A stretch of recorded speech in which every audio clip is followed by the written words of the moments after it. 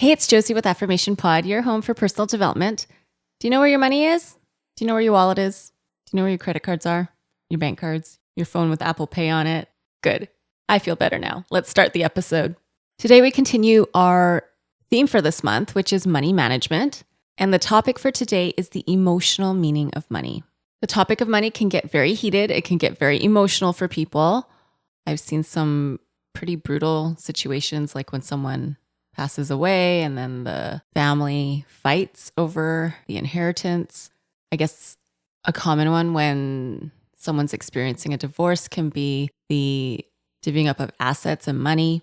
I think back to some of my friends and how we've dealt with money and some of the emotions that have come up for me. I think of two very dear friends of mine, and one, when I was in school, she would always pay for dinners, lunches, whatever, because she's like, well, you're in school, you don't have the money, and she was working.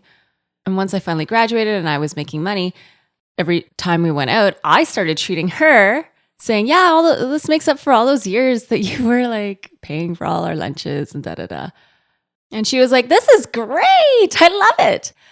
But there was another friend, when I was done school, she was still in school, so I was paying for lunches and dinners and whatnot whenever we got together. And when she was done school and she was making money, I remember thinking one time when we went out for just frozen yogurt, it was less than $4 for my yogurt. I thought she might treat this one because, I've always treated her.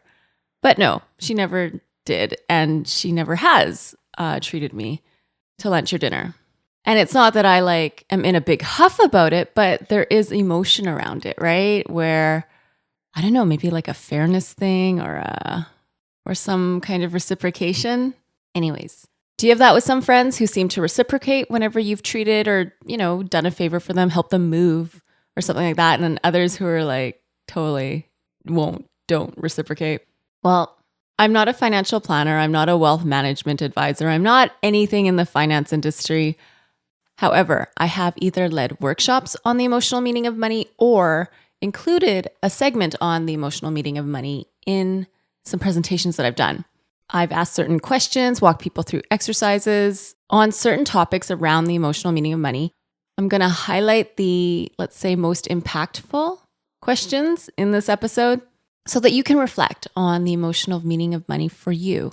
So just like with anything, your core beliefs do translate into reality.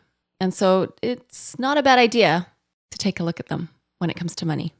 Now, my favorite question when it comes to these workshops that I've done is actually kind of an icebreaker question. And it's simply, what comes to mind when you think of the word money?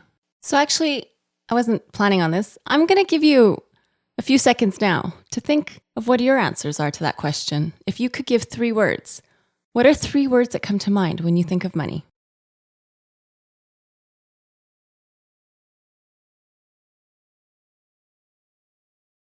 Let me tell you why this is my favorite question, because whenever I've led groups on this, the answers vary so widely. And just the reaction on the faces of everybody when certain people come up with certain answers, like some people are like, have this look of shock, like, wow, you think that? And others will have like a look of, oh yeah, me too. So here are some answers that I've gotten over the years. And again, the question is, what comes to mind when you think of the word money?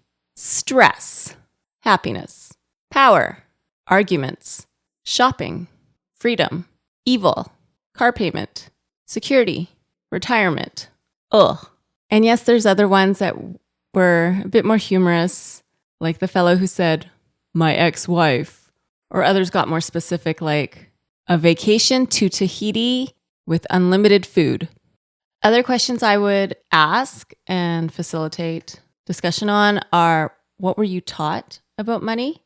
And anytime the phrase money doesn't grow on trees comes up as something somebody was taught about money, there would be at least a few people groaning because they'd heard the same things growing up.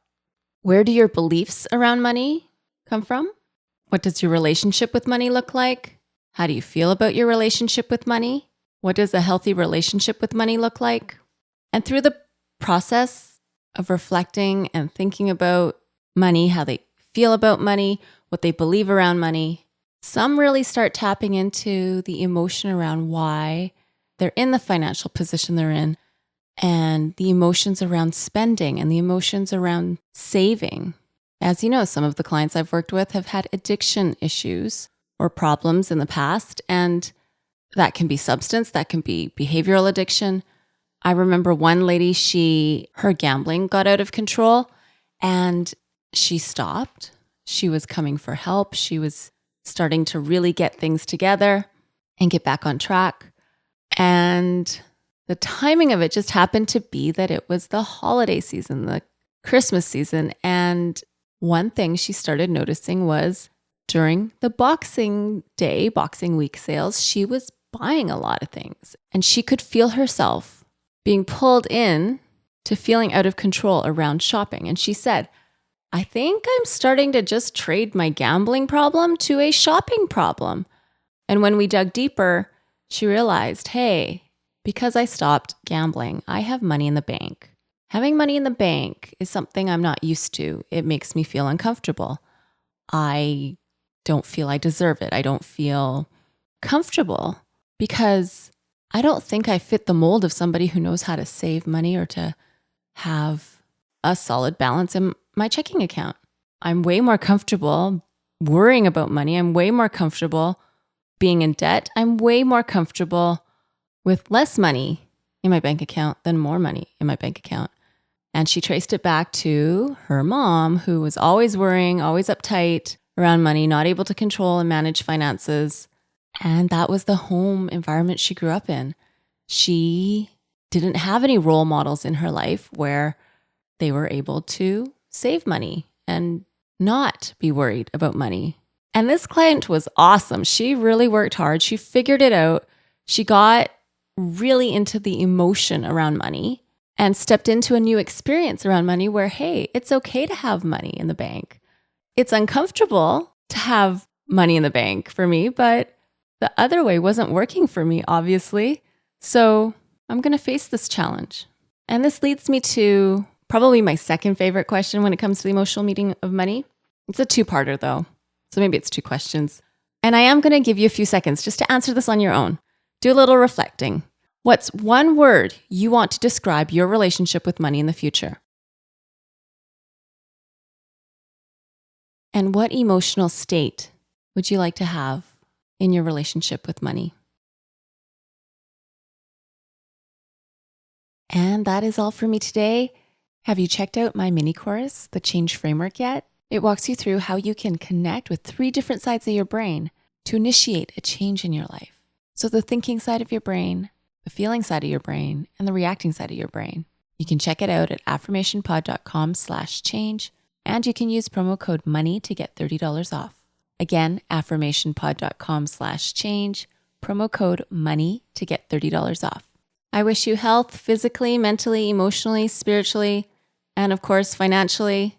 Thank you so much for clicking play and connecting in today. This is Josie with Affirmation Pod, your home for personal development. Bye for now.